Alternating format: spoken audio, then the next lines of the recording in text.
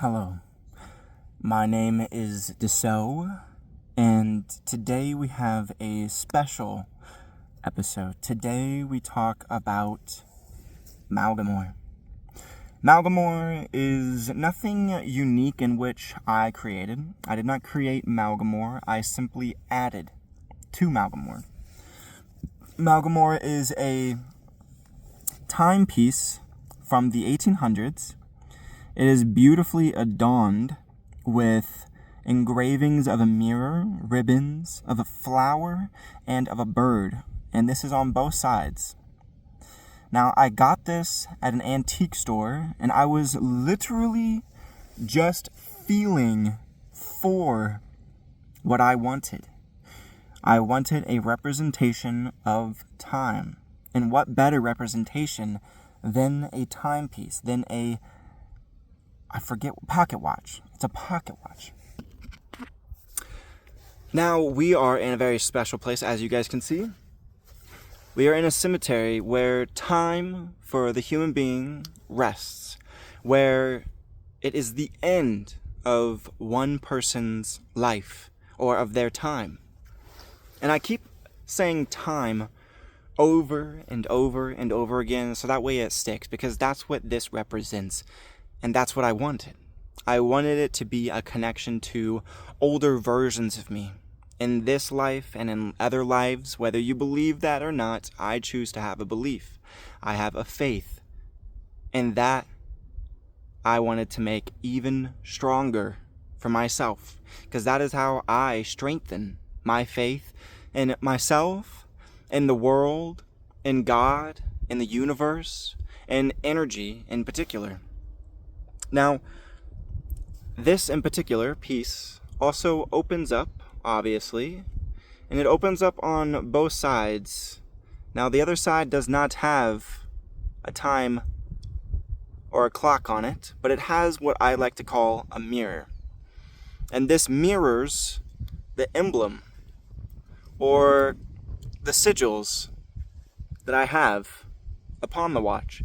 And now these particular symbols or vigils are connected to older versions of me. And I do that because time is not linear, as everybody should know.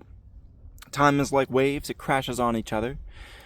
It does not move how we believe it does. It swells up, it catches, you get glimpses, deja vu.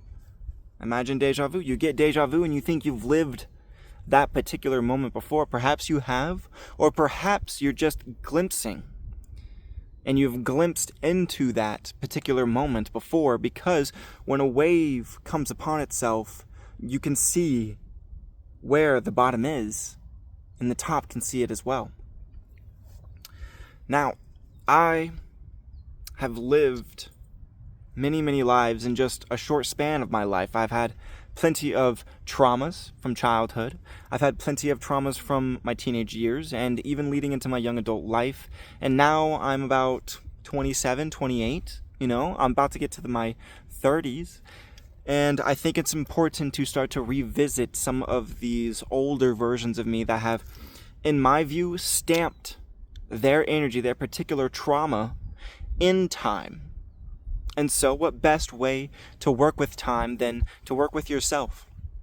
Now, people talk about going back to the inner child and, being the parent for your inner child. You don't have to go back anywhere. Your inner child is always with you. Those traumas that you've had, whether, instilled from an external force or instilled from an internal force, those traumas stay with you.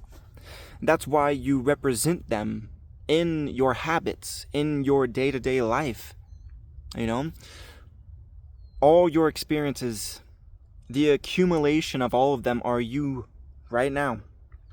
And you right now carry all of what you believe is past, but it also carries all that you are in the future. That's why when you carry on with old habits, it feels like a betrayal to you, because you know inside where you should be and how you should be. Now, I don't want to get into shoulding yourself, but you have to understand that you know your own power and your own authenticity. And every single time that you decide to go one way, you know you should be going the other way. It's a little stab in the back. It's a little betrayal that you're doing to yourself. And not a lot of people talk about that. People always externalize and say that my trauma came from my parents. My trauma came from so-and-so. That might be true. That might be true. They started from there, but you carrying it and continuously carrying it after you hit a certain age, after you become an adult, you continue to carry it.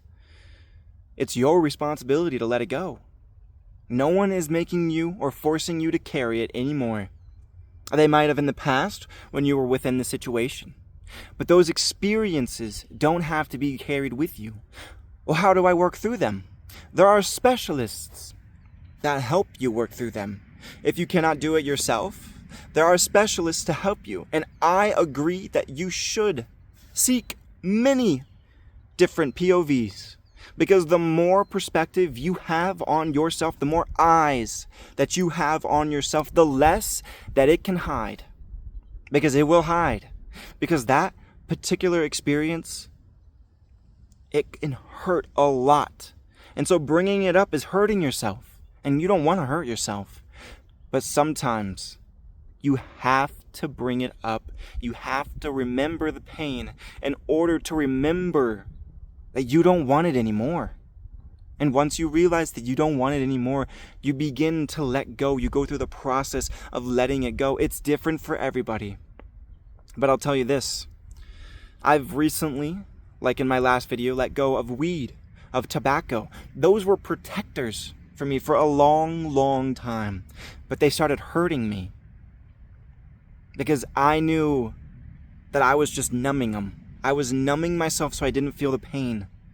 But I had to go through that pain. And in the end, it wasn't painful. It wasn't painful. So, what makes Malgamore so special?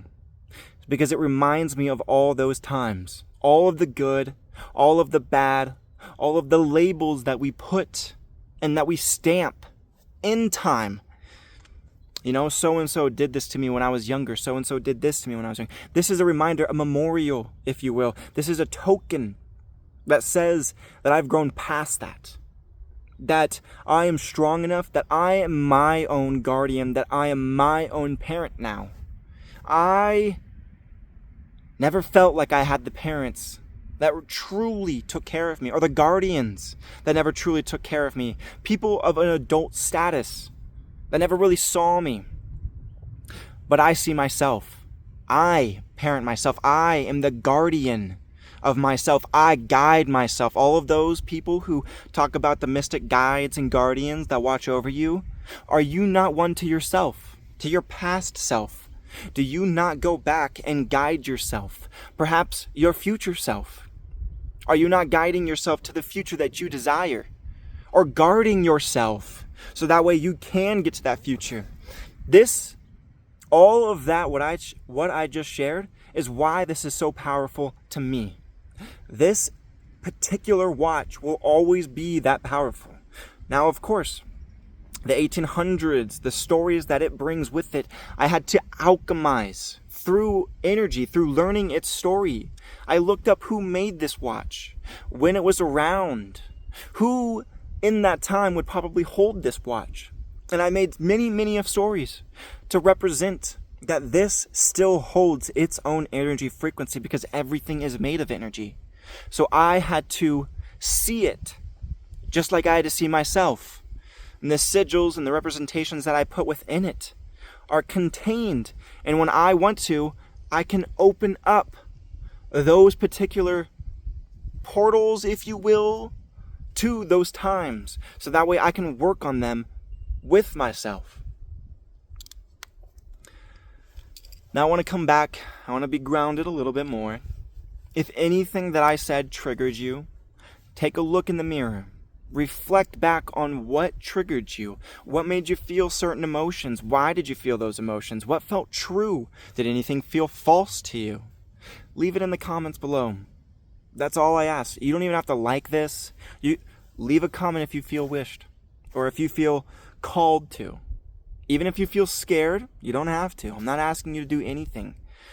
Only thing I'm asking, be your own parent. Take care of yourself. Act as if you were a parent to yourself, and don't baby yourself, but be the parent that you always wanted. Now, I know some that might watch this had great parents, and you know what to do. And I'm proud. I'm proud of anybody and everybody that watched this. My name is DSO, and I appreciate you watching and interacting. I hope you guys well, and until next time.